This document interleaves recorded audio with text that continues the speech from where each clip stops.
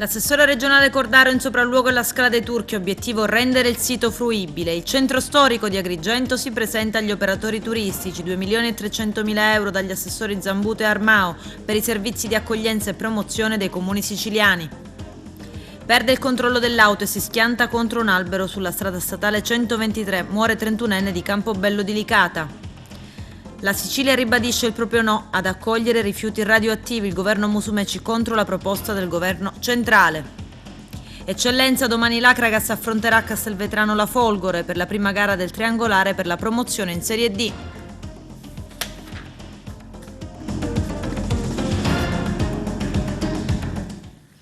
Bentrovati gentili telespettatori al nostro appuntamento con l'informazione. L'assessore regionale al territorio e ambiente Totò Cordaro in sopralluogo alla Scala dei Turchi a Realmonte. Il governo Musumeci ha in cantiere diversi interventi per assicurare la tutela della Scala dei Turchi e ottenere il dissequestro da parte della Procura di Agrigento, rendendo così il sito del tutto fruibile. Il servizio di apertura del nostro direttore Arturo Cantella. Sopralluogo ieri dell'assessore regionale al territorio e ambiente onorevole Totò Cordaro nell'area della Scala dei Turchi per la definitiva liberazione e il dissequestro del sito affinché lo stesso possa tornare fruibile e godibile dall'intera popolazione e ai visitatori.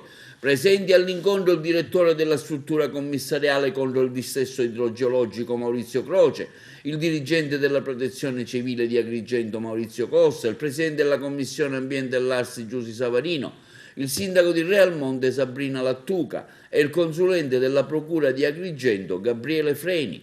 Dopo un attento esame del versante ovest che necessita uno studio idraulico ed idrogeologico per aver chiara l'entità dell'intervento da programmare e i dovuti riscontri tra le parti, si procederà con una serie di passaggi che il governo regionale di Nello Musumeci ha messo in cantiere per assicurarne la tutela della Scala dei Turchi, la parete rocciosa lungo la costa di Realmonte e ottenerne quindi il dissequestro da parte della magistratura e la procura di Agrigento. Stiamo lavorando con intensità, in sinergia, insieme alle altre autorità, prima fra tutte la Procura della Repubblica di Agrigento, con la quale vi è stata e vi è uno spirito di collaborazione istituzionale per arrivare alla definitiva liberazione al dissequestro della Scala dei Turchi perché possa tornare ad essere fruibile dai cittadini del mondo.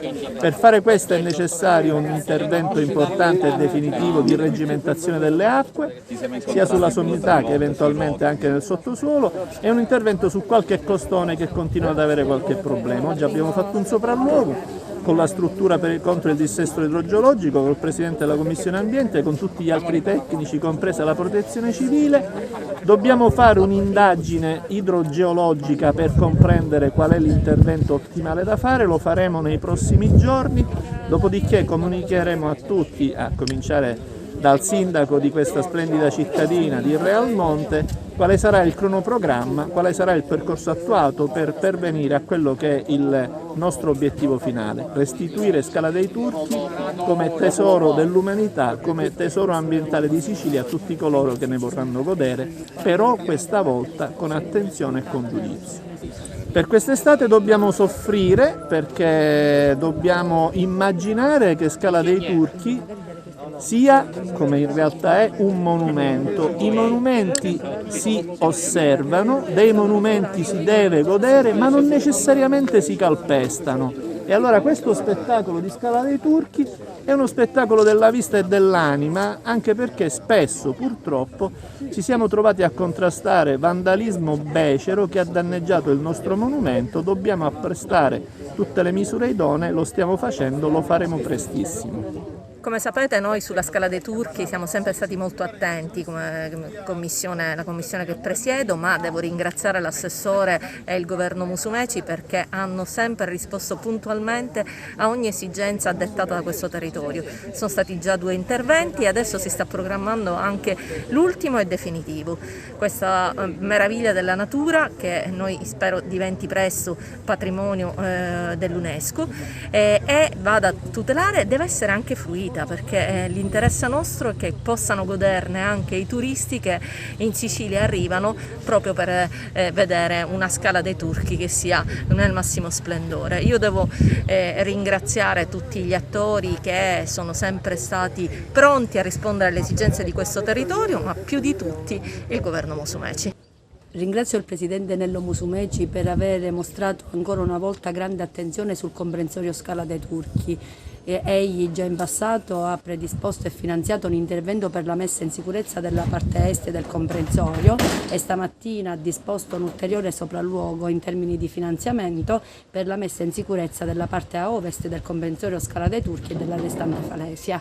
Io come sindaco del comune di Rialmonte auspico che il sito, la parte messa in sicurezza, possa essere restituito nel breve termine all'intera collettività, nelle more che vengano definiti e programmati i lavori della messa in sicurezza sulla restante parte ed in particolare sulla parte ovest e poi a seguire sull'intero comprensorio.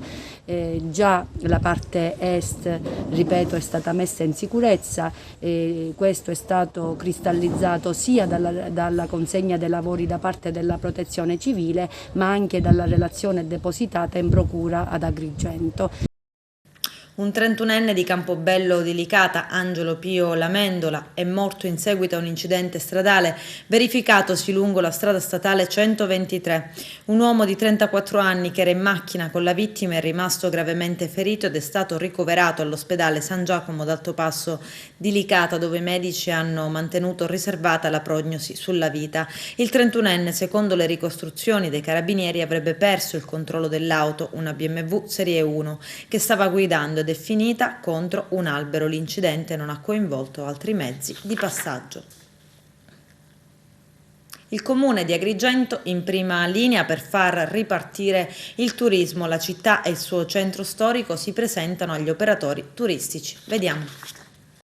Un'interessante iniziativa, un educational tour oggi che riguarda il turismo con tante parti attive della nostra città. Insomma, si riprende dopo la pandemia lentamente. Con quali progetti e con quali obiettivi concreti, Assessore?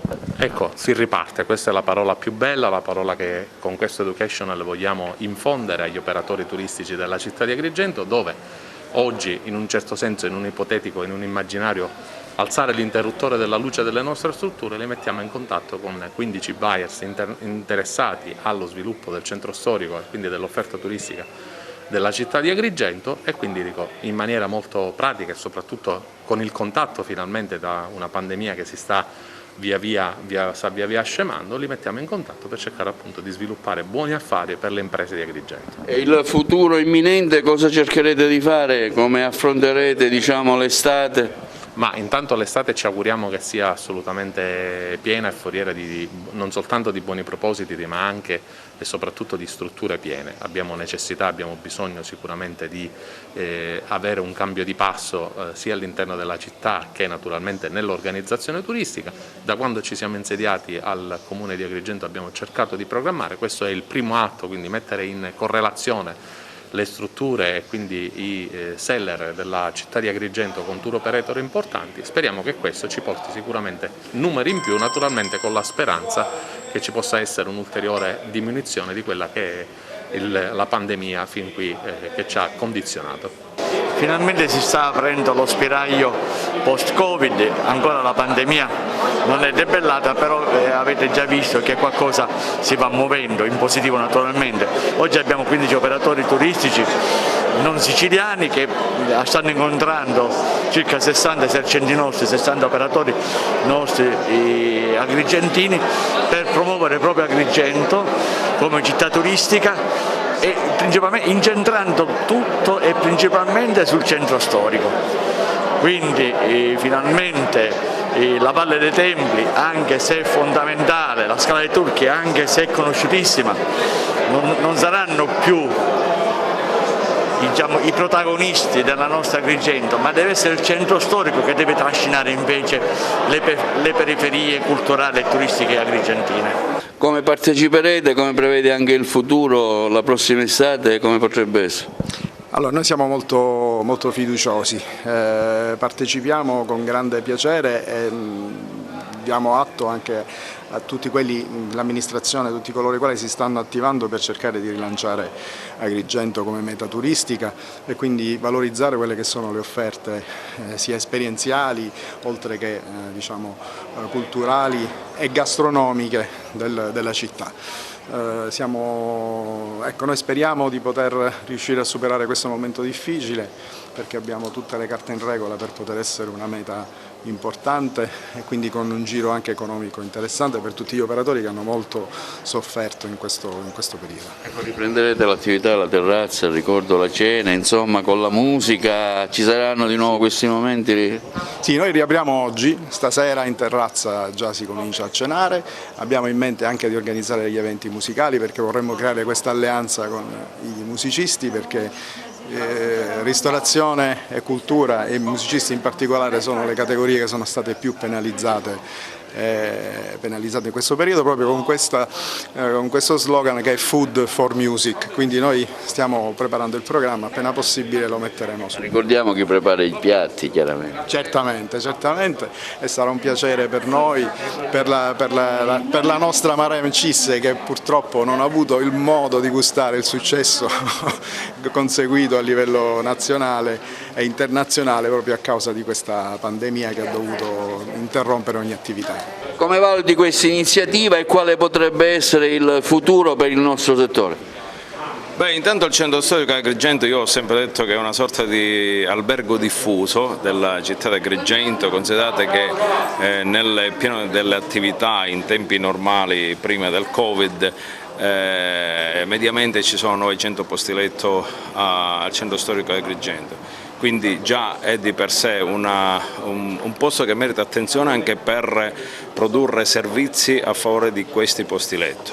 E poi la fruizione del centro storico. Noi negli ultimi giorni assieme ad amici e colleghi abbiamo ideato proprio un itinerario tra i vicoli del centro storico di Agrigento che toccano alcuni punti strategici come la cattedrale, Santo Spirito e anche altre, alternate a delle tappe enogastronomiche. Una sorta di pranzo diffuso che tocca 3 ristoranti con 3 portate diverse e con 3 vini diversi. E quindi l'idea è di rendere anche più piacevole questo tour tra i vicoli del centro storico di Agrigento che rappresentano per me quello che è anche un borgo, no? Io che sono amante dei borghi, in Agrigento Centro ci vedo quello che c'è nei borghi, quindi un borgo dentro la stessa città. Ovviamente il tutto guidato da una delle guide agrigentine.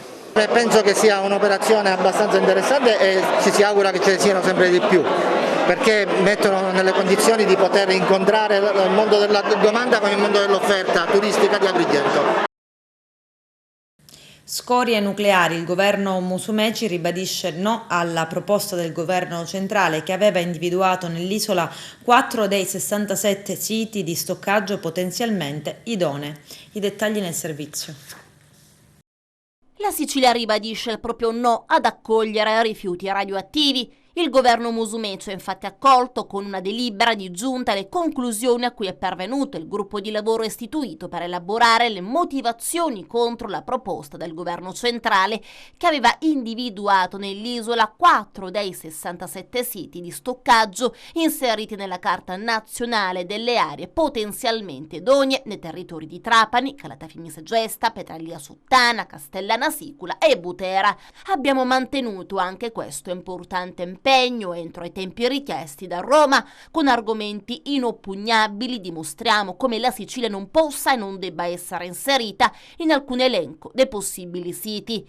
Ci candidiamo solo ad ospitare turisti da qualsiasi parte provengano. Grazie al gruppo dei tecnici per l'impegno profuso ed all'assessore Toto Cordaro per la costante azione svolta fino alla definizione del lavoro, ha dichiarato il presidente della regione siciliana Nello Musumeci. Il gruppo di studio deciso dal presidente e da me presieduto, ha dichiarato invece l'assessore regionale al territorio Cordaro, ha concluso i suoi lavori. Possiamo dunque affermare che i 4 siti individuati sono assolutamente assolutamente inadeguate al deposito dei rifiuti radioattivi. La relazione ha messo in luce, continua ancora Cordaro, l'inadeguatezza delle infrastrutture per questo tipo di trasporti, l'elevata sismicità, il forte rischio geomorfologico, la poca distanza dai centri abitati, ancora il pericolo di inquinamento delle falde acquifere, il rischio per tutte quelle produzioni agricole che costituiscono il sistema Sicilia.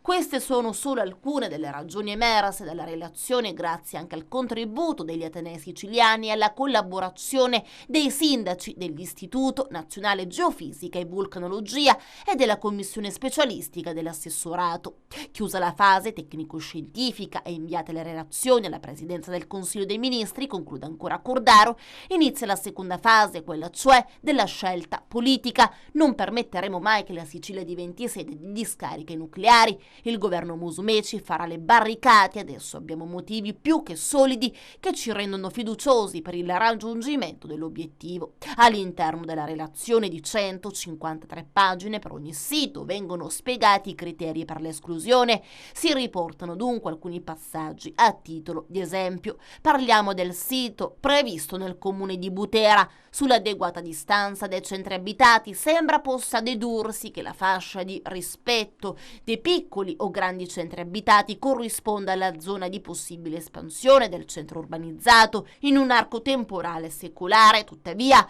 ciò è in contrasto con la necessità di garantire un'adeguata distanza dai centri abitati volta ad evitare, ripetiamo, possibili interferenze. Poi parliamo del sito nel comune di Calatafimi Segesta. Nel caso del sito TP9, che si trova ad appena 1 chilometro dal centro abitato Sasi, potrebbe succedere che per via dell'espansione del centro urbano che non vi sarebbe alcuna soluzione di continuità con il perimetro del sito di deposito TP9. L'ambito TP11 è invece attraversato dall'acquedotto Monte Scuro Ovest, di strategica importanza per l'approvvigionamento idrico di acqua potabile. Inoltre molte amministrazioni locali hanno espresso la loro approvazione per l'atto di indirizzo della giunta regionale e la propria posizione di contrarietà allo stoccaggio dei rifiuti radioattivi con atti formali pervenuti all'assessorato regionale al territorio e ambiente. Subito dopo aver appreso appunto questa triste notizia della possibilità di installare un centro di stoccaggio di scorie radioattive sul territorio Calatafimi Segesta, nell'immediato ha lanciato una raccolta firme proprio per esprimere il nostro no fermo su questa possibile decisione. 2.300.000 euro a 41 comuni siciliani per attivare o potenziare interventi o servizi di accoglienza e promozione territoriale e turistica. Lo prevede un decreto congiunto firmato dagli assessori regionali alle autonomie locali Marco Zambuto e all'economia Gaetano Armao. I dettagli nel servizio del nostro direttore Arturo Cantella. 2.300.000 euro a 41 comuni siciliani per attivare o potenziare interventi o servizi di accoglienza e promozione territoriale e turistica. Lo prevede un decreto congiunto firmato dagli assessori regionali alle autonomie locali Marco Zambuto e all'economia Gaetano Armao, che ha ripartito le somme tra gli enti che hanno ottenuto negli anni scorsi il riconoscimento di bandiera blu, bandiera verde, Borgo dei Borghi o Borgo più bello. Per Zambuto e Armao il governo Musumeci continua a essere a fianco dei comuni siciliani. Abbiamo così voluto premiare tutti quegli enti locali che sono stati insigniti di prestigiosi riconoscimenti a livello nazionale per l'attività di promozione e attrazione turistica, ma anche per la gestione sostenibile del territorio, la salvaguardia dell'immenso patrimonio artistico e naturalistico dell'isola. Ecco a chi andranno le risorse. Per i borghi più belli d'Italia 1 milione euro per 21 comuni, tra questi della provincia di Agrigento, Sambuca di Sicilia, Sutera Caltanissetta, Militello e Castiglione di Sicilia per la provincia di Catania, Troina e Sperlinga Perenna, Castelmola, Castorreale, Montalbano e Licona, Novara di Sicilia, San Marco, D'Annunzio e Savoca per la provincia di Messina, Gangi, Geracisicolo, Petralia Soprana per Palermo, Monterosso Almo per la provincia di Ragusa, Ferle e Palazzola Crede per Siracusa, Erice e Salemi per Trapani. Per il Borgo dei Borghi previsti 300.000 euro per 4 comuni, tra questi in provincia di Agrigento, Sambuca di Sicilia, a Montalbano e Licona per la provincia di Messina, Gangi e Petralia Soprana per Palermo. La bandiera blu, 700.000 euro per 8 comuni suddivisi tra Menfi, in provincia di Agrigento, Aliterme, Lipari, Santa Teresa Riva e Tusa a Messina, Ragusa, Ispica e Pozzallo per la provincia di Ragusa. Per terminare con quei comuni della bandiera verde, previsti 300.000 euro, 12 comuni interessati, Catania, Giardini Naxos in provincia di Messina, Palermo, Balestrato e Cefalù in provincia di Palermo, Modica, Santa Croce Camerina e Vittorio in provincia di Trapani, Noto in provincia di Siracusa, Campobello di Mazzara, Marsala e San Vito Lo Capo per la provincia di Trapani. L'assessore regionale all'agricoltura Toni Scilla, positivo al tampone una decina di giorni addietro, è stato ricoverato al Covid Hospital di Marsala. Le sue condizioni di salute non destano particolare preoccupazione. Ricoverata nello stesso ospedale la moglie di Scilla, anche lei positiva al Covid, eppure le sue condizioni non sono preoccupanti. Nel frattempo il virus è entrato nella segreteria del presidente dell'Assemblea regionale Gianfranco Miccichè, infettando 2 componenti dello staff, entrambi asintomatici. Il vaccino anti-Covid non va fatto a chi è guarito. Vediamo. Dottore Mazzone, buona giornata. Siamo ormai in prossimità dell'estate. Qual è la situazione per quanto riguarda l'Italia? Buona giornata a lei e a tutti i teleascoltatori. La situazione è in netto miglioramento su tutti gli indicatori, soprattutto l'indice di contagio e il numero totale, la diminuzione delle terapie intensive ci fa sperare in una buona estate, speriamo in una definitiva risoluzione della problematica Covid. Ecco, è passato 1 anno e mezzo, questa esperienza l'ha sicuramente forgiata ancora più, nonostante la sua grande esperienza. Diciamo esperienza perché lei è stato contagiato, no? Quindi l'ha vissuto in prima fila. Sì, io l'ho vissuto in prima fila, ho avuto la malattia, sono stato contagiato, ma soprattutto il dipartimento che dirigo è stato un dipartimento che ha gestito solo malati Covid. Noi abbiamo ricoverato più di 4.200 malati in 1 anno e mezzo e questo ci ha fatto fare un'esperienza particolare, sia umana che professionale. Lei ha fatto uno studio particolareggiato che è stato riportato e ripreso da parecchi direi, ospedali e anche associazioni, nonché media, cioè il fatto che il Covid, chi ha preso il Covid, che è stato contagiato per 1 anno, è immune.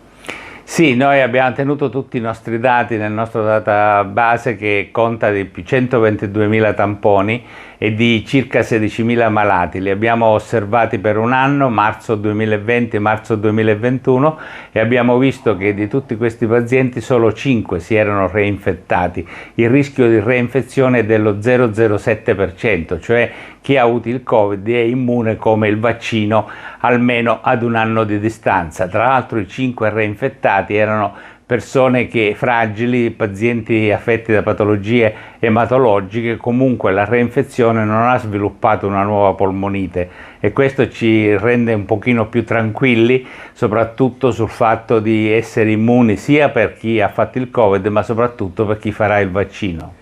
Però c'è stato qualcuno che è stato contagiato che ha fatto il vaccino. Questo può succedere perché, come sapete, il vaccino funziona nel 95% dei casi, perciò c'è sempre una piccola quota di persone che possono reinfettarsi, ma anche in questi casi di pazienti positivi dopo il vaccino il decorso della patologia è un decorso benigno, non si hanno infezioni polmonari gravi che necessitano di caschi di terapia subintensiva, sono positività che è simile a un raffreddore. Chi è guarito ma si vaccina di nuovo, perché è accaduto questo, qualcuno è stato vaccinato, certo. Cosa succede?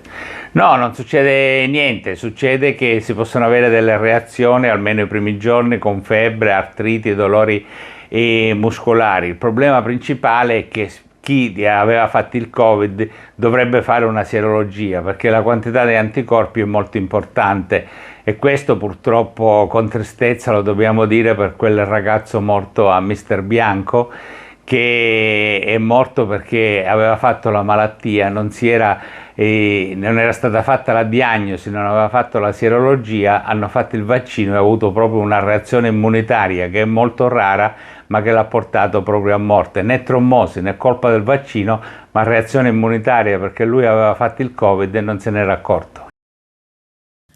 Il 10 giugno prossimo manifestazione a Roma delle radiotelevisioni locali. A differenza delle grandi emittenti nazionali, le piccole realtà locali non hanno ricevuto sostegni economici nel lockdown, una discriminazione che mette di fatto a rischio il pluralismo dell'informazione. Vediamo. La REA, Radio Televisioni Europee Associate, invoca mani pulite sulla comunicazione. Un'iniziativa che avrà il clou il 10 giugno a Roma con una manifestazione davanti al Ministero dello Sviluppo Economico a sostegno del ricorso pendente dinanzi al Consiglio di Stato contro il regolamento del Ministero. Al centro della polemica la ripartizione dei 50 milioni di euro secondo il criterio del DPR 146-2017 che discrimina 1.200 piccole radio e TV locali dal contributo a sostegno della crisi pandemica Covid-19. Per la REA sono state favorite le prime 100 emittenti TV in graduatoria, mentre le rimanenti sono costrette a licenziamenti in massa di lavoratori e giornalisti. Ma le questioni per le piccole TV locali sono destinate a moltiplicarsi con la pubblicazione delle linee guida della Direzione Generale del Mise, comunicazione sull'assegnazione della capacità trasmissiva e la pianificazione Agicom sulla numerazione dei canali sul telecomando. L'accesso alla capacità trasmissiva e al numero del telecomando LCN è su base concorrenziale mediante bando di concorso pubblico dove vengono indicati determinati requisiti. Il requisito che secondo la REA colpirà ancora una volta le piccole e medie TV locali è il fantomatico dato d'ascolto della società monopolista privata Auditel, riconosciuta in pieno conflitto di interessi con le locali per la partecipazione al capitale di Rai, Mediaset, La 7, Confindustria Comunicazioni, ex FRT ed altri operatori minori. Antonio Diomede, presidente della REA, ha inviato una nota al ministro dello sviluppo economico Giorgetti invitando il governo a mettere in discussione il conflitto di interessi, cominciando fin da ora a depennare il dato Auditel dal testo del regolamento sui contributi. A sostegno delle piccole emittenti televisive scende in campo anche il presentatore Pippo Baudo. Dare un peso di 15 persone a una piccola televisione, a una piccola radio significa caricarla di spese enormi che non vengono ovviamente coperte con il rapporto col territorio, mentre l'importanza delle televisioni locali e delle radio locali è enorme perché allineano nel territorio, parlano dei problemi locali, c'è un rapporto di fidelizzazione del pubblico con le radio locali e le televisioni locali molto forti. Ovviamente 5 giornalisti professionisti, 10 altri tecnici, non ci si fa, è come dichiarare la morte. Il poliziotto Antonino Vullo, unico sopravvissuto della strage di Via D'Amelio, ascoltato dalla Commissione regionale antimafia sul depistaggio delle indagini dopo l'attentato. I dettagli nel servizio. Non sapevamo delle minacce arrivate in quei giorni all'incolumità di Borsellino, né di quel rapporto del Ross sul Tritolo per Borsellino e Di Pietro. Quest'ultimo fu portato all'estero, mentre Borsellino evidentemente non rischiava nulla e quindi è stato lasciato solo.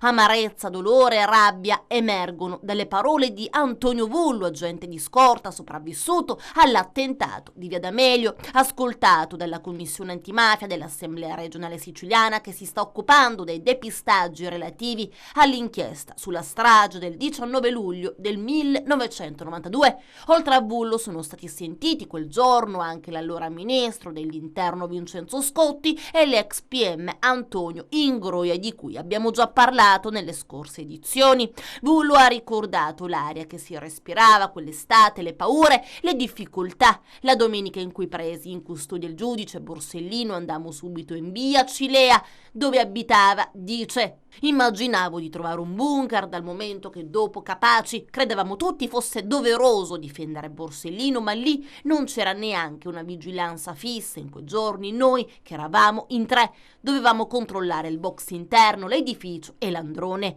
Il racconto prosegue con i fatti di quel tragico pomeriggio. Appena siamo arrivati in quel pomeriggio del 19 luglio del 92 in via Autonomia Siciliana all'angolo con via D'Amelio, non mi sono bloccato perché ho visto tante auto parcheggiate.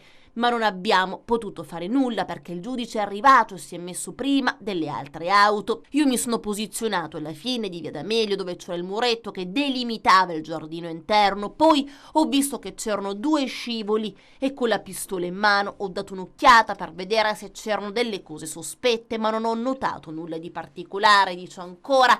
La seconda auto è entrata direttamente, aveva l'obbligo di bloccare l'ingresso di Via Autonomia Siciliana ed è andata dietro l'auto del giudice. Ho visto scendere il giudice che non ha preso nulla dall'auto. Lui e Catalano gli sono arrivati subito accanto. Inevitabile anche un riferimento alle dichiarazioni dell'ex collaboratore Maurizio Avola, già smentite nei giorni scorsi dal capo della direzione distrettuale antimafia in Messina, Gabriele Paci. Anche Vullo smonta la ricostruzione fatta da Avola e nega che lo sportello dal lato del giudice Borsellino fosse aperto. Lo sportello dell'auto era chiuso, ricorda. L'unico aperto era il mio. Quello che mi ha ferito più di tutto in questa storia, dice ancora Vullo, è come è stato presentato questo libro di Santoro, come se fosse tutta verità, senza avere una logica. Solitudine e isolamento emergono anche dalle parole di Scotti. Prima delle stragi, l'allora ministro dell'Interno mandò una circolare a tutti i prefetti e ai questori, paventando il rischio di attentati, ma fui attaccato e mi trovai di fronte a una reazione violenta, dice.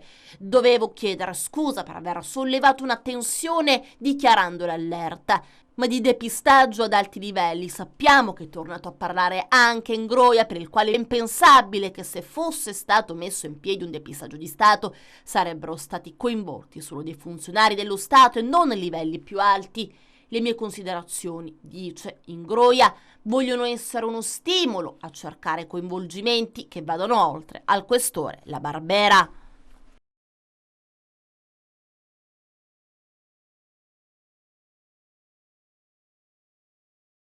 Scerbamento ad Agrigento, l'ex sindaco Lillo Firetto smentisce l'attuale primo cittadino Franco Miccichè. Vediamo.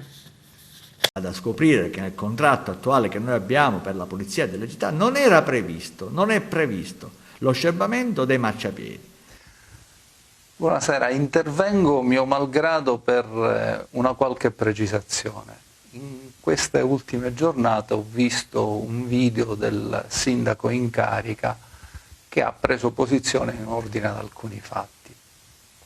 Uno tra questi è quello dello scerbamento e ho il ricordo di come lo scerbamento, anche nel periodo in cui mi è stato dato di amministrare la città, ho dovuto confrontarmi con questo annoso problema e ho ben chiaro i contrasti interni ed esterni che abbiamo avuto per cercare di assicurare un servizio che potesse essere dignitoso.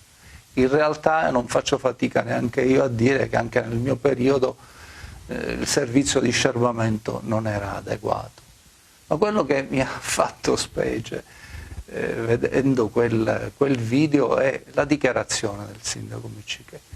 Miccichè sostanzialmente dice: cosa vado a scoprire che non è previsto nel contratto di appalto la pulizia dei marciapiedi, per cui si possono pulire i cigli, sostiene lui, e non si possono pulire i marciapiedi.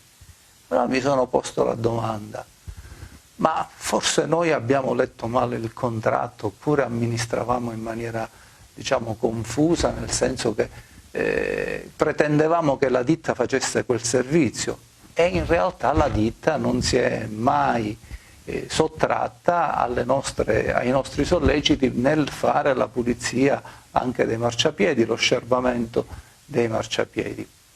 Credo che il sindaco Miccichè non abbia letto il contratto o comunque gli sia stato suggerito qualcosa, diciamo, di sbagliato e si è prestato inconsapevolmente o consapevolmente, questo lo vede lui, a una dichiarazione che non è supportata, corroborata dal contratto. Tra l'altro il mio intervento nasce dal fatto che evidentemente quella dichiarazione gettava quasi una luce sinistra sul passato contrattuale. Va detto che intanto di quel contratto noi non abbiamo nessun merito, nel senso che il contratto è stato fatto dalla Torrifiuti, da professionisti della Torrifiuti, ed è un contratto a matrice sostanzialmente unica con circa altri 9 comuni. Quindi il merito di un contratto che io reputo un buon contratto va dato ai professionisti del lato rifiuti. Andiamo a vedere il contratto, visto che Legambiente in queste ore ha fatto un'operazione verità andandosi a prendere il contratto e andando a vedere se le cose stavano come le racconta il sindaco Micciche. Articolo 3 del contratto, oggetto dell'appalto e modalità di affidamento. Sarò velocissimo, al punto 3 dell'articolo 3 leggo cosa è previsto. È previsto lo spazzamento, lo svuotamento di cestini e scerpamento da eseguirsi sia manualmente sia con mezzi meccanici, delle strade, marciapiedi, piazze ed aree pubbliche, compresi i cimiteri. Io credo che quando si amministra, dopo 8 mesi che si amministra la città, venire a raccontare ai cittadini che lo scerbamento non si può fare perché non è previsto in contratto, diciamo che non mi pare neanche un fatto neppure igienico, perché gettava una luce sinistra quasi su chi c'era stato prima, per cui aveva fatto magari un contratto sbagliato. Io penso che invece le questioni vanno affrontate nella loro complessità. So che non c'è la bacchetta magica, ci siamo anche noi confrontati con la complessità delle questioni, però quando ci siamo confrontati con la complessità delle questioni abbiamo saputo anche accettare le critiche, ma non abbiamo puntato diti o detto cose che non sono vere.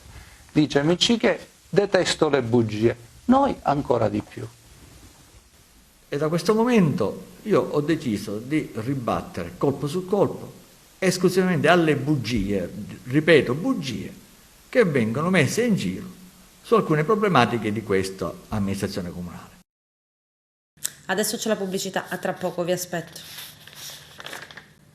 Il Consiglio Comunale di Grotte ha approvato il regolamento sulla Tari, la tassa dei rifiuti. Introdotte 3 novità importanti a favore del contribuente. Arturo Cantella. Il Consiglio Comunale di Grotte approva il regolamento Tari. Tra le novità più importanti la riduzione del 20% sulla parte della tariffa per chi aderisce al compostaggio domestico. Grande soddisfazione viene espressa dal Presidente del Consiglio Comunale di Grotte, Aristotele Cuffaro, per la novità. L'approvazione continua Cuffaro, dopo anni di ristrettezze, introduce finalmente importanti novità a favore del cittadino. Il Consiglio Comunale, anche dall'assessore al ramo Antonio Monreale e il sindaco Alfonso Provvidenza, hanno evidenziato come il regolamento introduce 3 novità importanti a favore del contribuente. La prima è che saranno esentate dal tributo quelle unità immobiliari prive di energia elettrica e utenza idrica. Cosa cambia rispetto al passato? Che mentre nel precedente regolamento questo tipo di esenzione era prevista solo per le abitazioni, oggi potranno usufruire anche le unità immobiliari, compresi i magazzini, locali di deposito che non sono di pertinenza dell'abitazione. La seconda novità interessa le famiglie cui va la presenza di un portatore di handicap, quelle economicamente disagiate e l'associazione di volontariato operante sul territorio comunale. Secondo l'articolo 26, il Consiglio Comunale, in sede di approvazione delle tariffe Tari, potrà deliberare delle riduzioni ed esenzioni di valenza sociale. La terza novità invece è indirizzata a chi contribuisce alla riduzione dei rifiuti organici che vengono conferiti al servizio pubblico, prevedendo una riduzione del 20% sulla parte variabile del tributo alle utenze che decideranno di aderire al compostaggio domestico. Tale pratica sarà altresì incentivata attraverso la fornitura in comodato d'uso gratuito di apposite compostiere. La riduzione sul tributo ovviamente è subordinata alla presentazione di un'apposita istanza che attesti l'avvenuta attivazione della pratica del compostaggio domestico secondo le modalità e la tempistica previste dal nuovo regolamento comunale per la pratica del compostaggio e alla sottoscrizione di apposita convenzione. Questa procedura dovrà essere attuata anche per le utenze che già detengono una compostiera. I carabinieri della stazione di Naro hanno arrestato 2 persone di Canicattì di 47 e 22 anni, sorprese a rubare 70 metri di tubatura utilizzata per la condotta idrica tra Naro e Campobello di Licata. Il GIP del Tribunale di Agrigento ha già convalidato i provvedimenti, disponendo nei loro confronti la misura dell'obbligo di firma. I militari dell'Arma hanno sorpreso i 2 canicattinesi mentre stavano asportando le tubature muniti di attrezzi per lo scasso. Si è insediata la giuria di qualità che sceglierà le personalità della provincia agrigentina che si sono distinte ed affermate nei diversi ambiti di azione e sono candidate per aggiudicarsi la quinta edizione del premio Carchinos organizzato dall'Associazione Culturale Antiche Tradizioni Popolari. Vediamo. Al via il premio Carchinos 2021 che quest'anno si terrà il prossimo 11 luglio e avrà come scenario il Tempio di Giunone alla Valle dei Templi. Ieri la riunione di insediamento della giuria di qualità composta da personalità del mondo dell'arte, della cultura e delle istituzioni caratterizzati da alti livelli di competenza. L'iniziativa, voluta per il quinto anno consecutivo da Carmelo Cantone, è organizzata dall'Associazione Antiche Tradizioni Popolari con la direzione artistica di Francesco Novara. Adesso grande lavoro per i giurati e gli organizzatori che si daranno un gran da fare per la scelta delle eccellenze agrigentine che con il loro impegno e talento hanno dimostrato che la più bella tra le città dei mortali può farcela e da parte nostra un buon lavoro a tutti. L'80% della gente, i nostri, tranne qualcuno, i nostri premi speciali, lavorano nell'ombra. Un premio speciale Carchinos Maria Volpe per tutto quello che ha fatto, ha preso pure il premio del Presidente della Repubblica. Ma l'80% di questa gente lavora dietro le quinte. Quest'anno io spero che andrà in porto, voterete voi come ogni anno, ma spero che andrà in porto un nome che abbiamo particolare, altisonante, così come lo fu l'anno scorso. La settimanale giornata di donazione del sangue organizzata dall'ADAS si svolgerà domani domenica 30 maggio alle ore 8 e fino alle 12 ad Agrigento, al quadrivio Spinasanta e a Raffadali. Ai donatori saranno recapitate le analisi del sangue. Adesso lo sport, calcio eccellenza, domani l'Acragas affronterà a Castelvetrano la Folgore e giocheranno anche le squadre degli ultimi 4 posti. Carmelo Lentini. Iniziano domenica 30 maggio alle ore 16:30 i play-off e play-out dei 2 gironi di eccellenza. Per quanto riguarda i play-off del girone A sono in programma i seguenti incontri: Folgore Acragas e Canicattì Sangataldese, mentre riposerà la Nissa. Per quanto riguarda la compagine dei Templi si tratta di una trasferta ostica e contro un avversario che lotta aspramente pur di conquistare l'intera posta in palio. Tra l'altro le due squadre si sono già scontrate in campionato sul terreno dello stadio Seneto e la squadra rossonera di Vito Signorello riuscì a passare in vantaggio con il tunisino El Emarouid e solo nel finale la compagine dei Templi riuscì a pareggiare grazie al gran gol su punizione di Licata. Era la prima giornata, la squadra biancazzurra era in pieno rodaggio e determinati meccanismi di gioco non erano al top. Per questa sfida del Marino il tecnico Francesco Di Gaetano può contare sull'intera rosa a disposizione avendo recuperato molti acciaccati. Questa gara è stata affidata a Francesco Crispino di Frattamaggiore con assistenti Giuseppe Lugaro e Nicolas Angeloro, entrambi di Palermo. Per quanto riguarda la sfida del Saraceno tra Canicattì e Sangataldese, anche questo è un incontro importante ai fini della possibile promozione in Serie D. La gara è stata affidata ad Antonio Pio Pascuccio di Ariano Arpino con assistenti Roberto Cracchiolo e Giuseppe Di Marco di Palermo. L'ideale sarebbe una vittoria, appunto, però come diciamo sempre le partite vanno giocate perché ogni partita comunque fa storia a sé. Sappiamo comunque che andremo a incontrare una squadra che rispecchia molto il carattere del proprio allenatore, quindi è una squadra forte sotto questo aspetto, con grande personalità perché comunque ha dimostrato in questo mini torneo di averla e ha dimostrato di saper lottare partita dopo partita. Noi, fatta questa premessa, comunque dobbiamo guardare in casa nostra e sappiamo comunque che abbiamo tanta qualità e che attraverso la qualità e alla determinazione che è venuta fuori ed è cresciuta partita dopo partita possiamo sicuramente fare bene. Però, ripeto, andremo in campo lottando su ogni pallone e sacrificandoci tutti quanti e poi accetteremo sempre come abbiamo fatto fino ad oggi il verdetto del campo. Una gara speciale, particolare, come l'avete preparata? Ma è una gara speciale, forse non direi speciale perché le stiamo preparando tutte alla stessa maniera, nel senso che ad ogni partita di questo mini torneo abbiamo dato la giusta importanza. All'inizio abbiamo avuto le nostre difficoltà che ormai sono risapute, ma poi è stato un crescendo che continuo, quindi ripeto, la serietà e la professionalità con la quale prepariamo le partite è sempre la stessa perché diamo importanza a tutte le gare. Poi è ovvio che diventa speciale perché comunque una vittoria ti consente comunque di avere un piccolo vantaggio nella partita successiva. Sicuramente non mi aspetto una gara facile. Se la Folgore è arrivata in questi triangolari vuol dire che ha un valore importante che noi abbiamo visto nella prima gara della ripresa del campionato qui ad Agrigento. Hanno affrontato la partita nel migliore dei modi, abbiamo visto che sono una squadra che combatte per 90 e rotti minuti e l'abbiamo visto anche domenica che hanno fatto gol al 95esimo, quindi ci aspetta una gara molto difficile da non prendere sotto gamba. Guarda, sicuramente servirà una Gragas vista negli ultimi tempi, una squadra che sa il fatto suo, una squadra pronta atleticamente, tatticamente e che comunque sa dove vuole arrivare e l'obiettivo che si è prefissato deve raggiungere. Ma la Gragas sta bene, sicuramente la vittoria col Marsala ci ha fatto arrivare secondi e quindi ci ha dato quella spinta in più e quella consapevolezza che comunque siamo una buona squadra.